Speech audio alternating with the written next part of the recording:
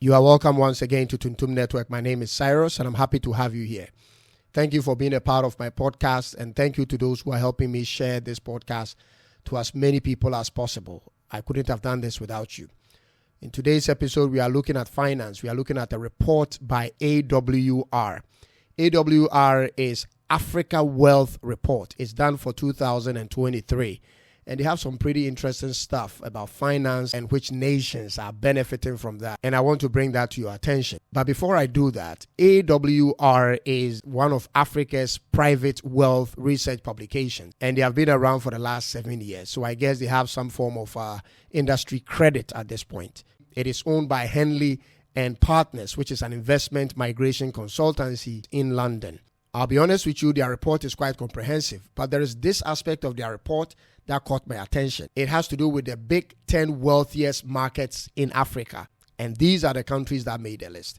At number 10 is Tanzania, Ghana is number 9, Ethiopia is number 8, Algeria, Mauritius, Morocco, Kenya, Nigeria is number 3, Egypt is number 2, and South Africa sits on top of the list. But this is not where my focus is for today. My focus is in a subsequent report that gives more detail about how they came to this conclusion. But there is a column on that table that actually gives the percentage of growth from 2012 to 2022. And that is where my focus will be for this podcast. Quite frankly, most people will not want to have anything to do with these reports because it doesn't really have any impact on their finances or how they live their everyday life. So they don't really care about these reports. But that column on the table is something I think you will be interested in knowing. So please stay with me. But before then, this is a table they have on the millionaires, centimillionaires, and billionaires of Africa, according to the top 10 countries. And South Africa is leading the table with 37,800 millionaires, 98 centimillionaires, and 5 billionaires. Bear in mind, all the figures that we are giving here are in $1 million, not in our local currencies. And now this is the table that actually caught my attention. So the table has a column that has a title, Millionaire Growth 2012 to 2022. South Africa, which is leading by a mile away in terms of millionaires and centimillionaires, is actually having a negative 21 growth rate. Same thing is happening to Egypt with a negative 25 growth rate. Nigeria, same thing with a negative 30% growth rate. Kenya, Morocco, Mauritius are seeing a significant increase in their millionaires. And then it drops again in Algeria with minus 26%. Ethiopia is plus 23%. Ghana plus 24%. And Tanzania plus 20%. So as curious as I am, I try to speak with an economist friend to give me some form of explanation or interpretation to what these negatives actually mean for these countries. And I'm going to summarize what he said. In a nutshell, what he's trying to say is this. The nations that are experiencing a negative growth in millionaires have to do with two main issues. That is, it's either their millionaire population growth is reducing or there aren't any new faces adding up to the millionaire list.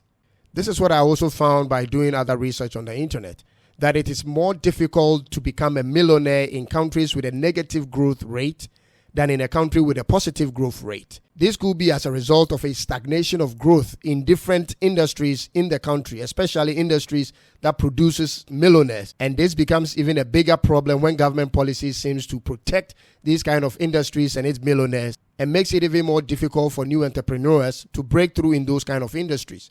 But in all this, I had to take a keen look at Mauritius because they have the most significant increase in their millionaire growth rate. Mauritius is a small country, for your information. It's just a little over 1.2 million people. Yet they have about 69% of millionaire growth rate in that country. So Africa should watch out for Mauritius. There is so much potential in that country, yet there is so little that we know about the same. In my curiosity, I looked at the industries in which these rich people have become successful. And going through it got me surprised. And ladies and gentlemen, these are the industries that actually predict success in Africa. These industries have made these millionaires, centimillionaires, and billionaires who they are today. Take a look at these 6 industries. Number 6 is banking and investments. Number 5 is retail. Number 4 is telecommunication.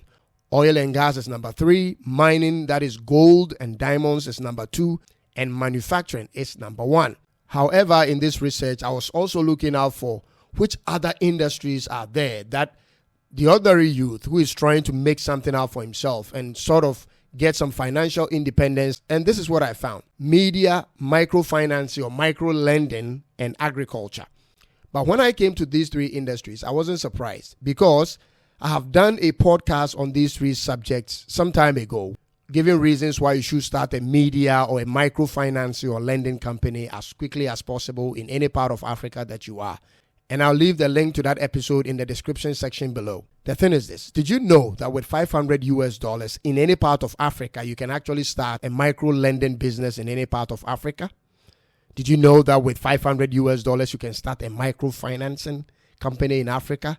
I mean, a lot of people haven't gone deep into these, but these are places where there is so much market in any place in Africa that you find yourself, especially in any location where there are traders, petty traders, and micro businesses.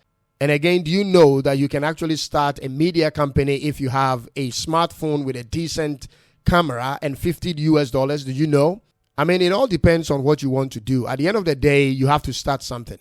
And for some of you, this podcast might be the catalyst that will prompt you into starting that thing that you should have started a long time ago. So this is what I'm saying here. The millionaires have made their mark. They have dominated these 6 industries that I spoke about. And it's not easy to break into it if you are a young person coming up. But these other industries that I've just mentioned are places that you can actually look at, do your own research, or perhaps send me an email and I might send you a sample of how to go about it. And trust me, it will work in any part of Africa that you live. And now let's get back to the topic. In addition to the report is also where these rich people actually live. I'm talking about where they call home today or where they work from. Let me quote from here. Significant numbers have also moved to Australia, Canada, France, Israel, Monaco, New Zealand, Portugal, and Switzerland. That is where most of our rich people live today. That is where they call home. This is where they have bought big mansions and their bank accounts. And additionally, the report says that from 2012 to 2022, about 18,500 high net worth individuals from Africa has left the shores of this continent to UK, to the USA, and to the UAE. If you look at it critically, this thing is not a new phenomenon, okay? It started when they came for our resources, and now they have our millionaires. And currently what is happening is brain drain, where all our professionals are leaving the shores of Africa for a greener pasture in the Western world. And I can speak about this because I have 2 people who I know personally that they are professionals in their field who have left Ghana to a Western country because of the package in terms of the salaries that they are being offered there. Isn't it ironic that the richest man in the world today is a South African, but doesn't even live in Africa? He lives in America. And that makes me want to ask you this question. Are you also going to leave when you have become successful on the continent? There is so much that we can all learn if we read side reports about Africa in order to help us to know where we can place our foot and what kind of businesses are most suitable for us or that predicts success, so that we don't waste too much time on unnecessary businesses and ventures before we run out of time. Thank you so much for being a part of this podcast. Until I come your way again, God bless you, and it's bye-bye for now.